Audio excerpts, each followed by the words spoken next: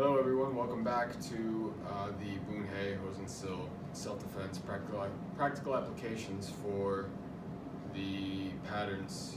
We're on Dangun, and the part we're looking at today is the transfer and the connection of the down block into the 3 forward punches. Usually they're represented on high to the face. We're going to see that today. We're also going to see what can be translated from the down block variation. And it's going to be based off of a wall choke. Somebody's choking you against the wall. We've looked at some variations of gripping the collar and stuff like that, but today we're going to focus on somebody's really pinning you up against the wall. I want to shout out this idea and this practical self-defense to Chad Allen, police officer local in Sanford here. He has a school in Lebanon, Maine.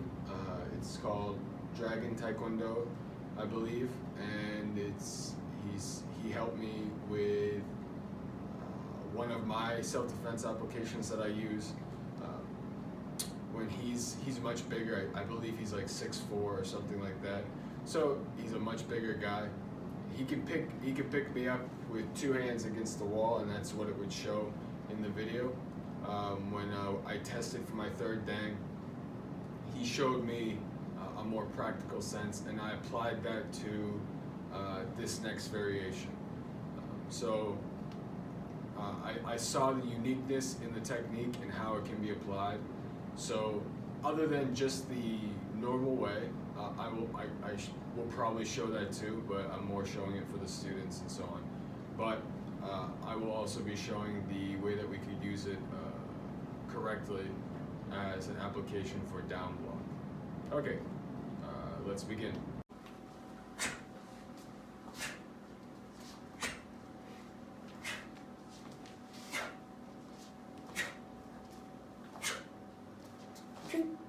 One of the pieces we're looking at now is the part where one of my students stopped, is the down block and then the punch variations,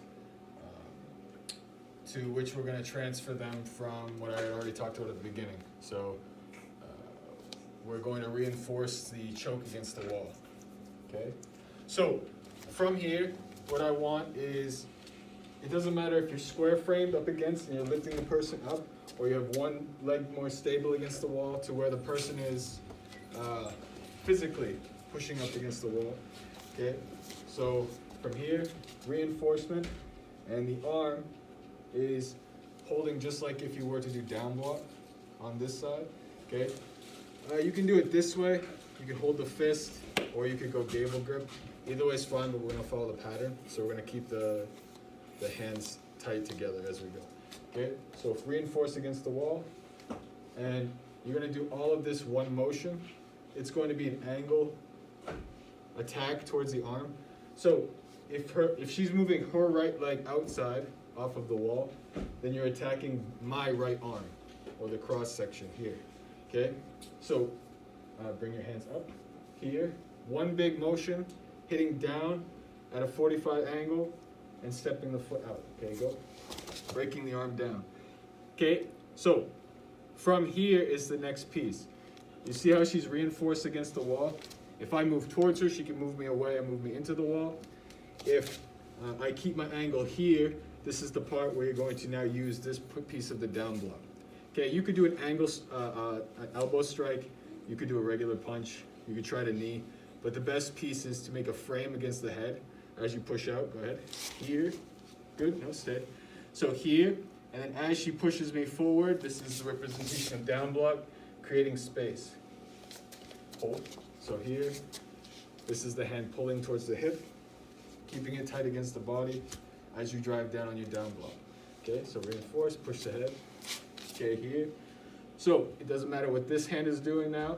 I could be going to swing, but as soon as she pushes me away off this angle, it's creating space, making it harder for me to hit. And then she follows through with the 3 basic attacks.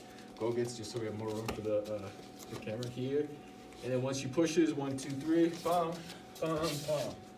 You can follow through any way you want. The major piece is this. go ahead, the breakdown, as the angle moves out, and then pushing against the head, creating a frame, and then pushing away. That's the most important piece, and then you can follow through punching, palm, legs if you want that to be represented instead of base. Here, 1, 2, 3. You can go down, palm, palm, palm, knee, knee. You can go off of this. So go again. Breaking it down. On this side, pushing the head. And then instead of pushing, you can come around and grab the back. On this side, reach and grab the head on the other side. On this side, and then you have knee strikes, same exact thing. Okay? That's just off the fly. I didn't show her how to do that beforehand. So there's many things you can do from that position. Okay, let's do it one more time. So from here, break it down, come at the angle, push away, and then let's see how I can show it. Probably can't. Okay, but from here, the push, and then push, attack, palm, palm, palm. Okay?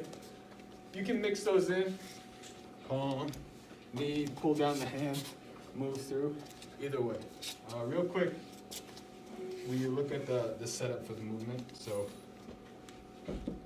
when you're doing this, it doesn't matter if my right foot is forward, my left foot is forward, or I'm like very lazily just pushing up like this with both feet.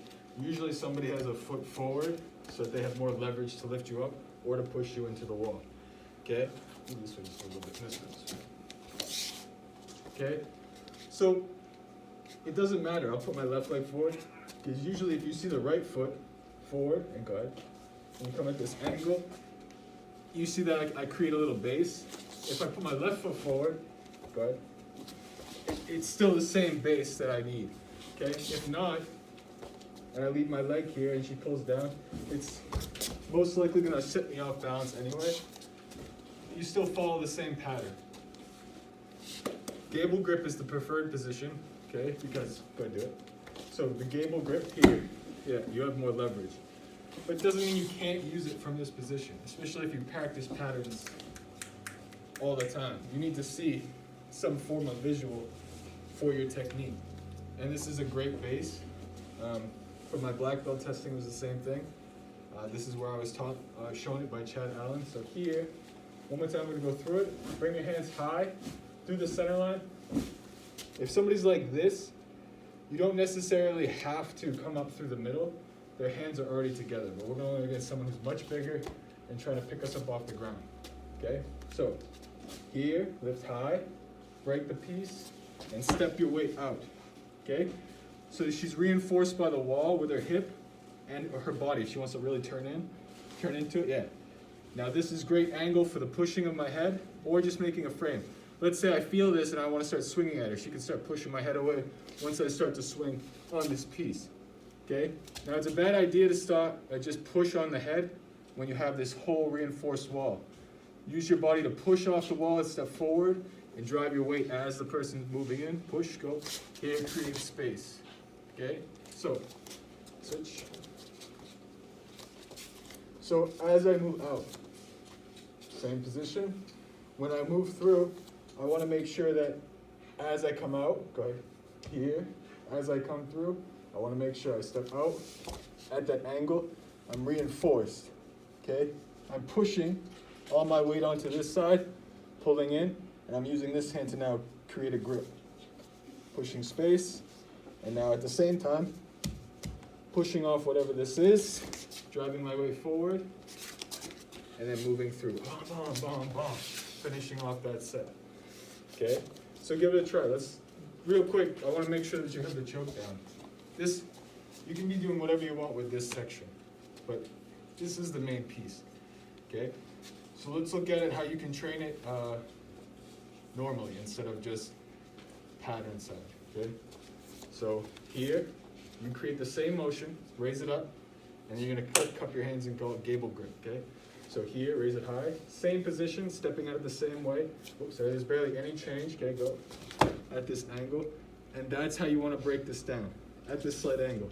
From here, you can create that distance, or if I try and re-enter, you can cut an angle outside to change the position to push me into the wall. So here, and move up. Okay. So It's all dependent on how you want to use it. If you want to look at it from a patterns perspective, you can train it this way, okay? It's the same reinforcement that I'm using on my wrist, okay? If you want to train it, especially with like a younger student, you want to teach them Gable Grip, then you can do it that way, okay? Okay, we'll see you on the next one.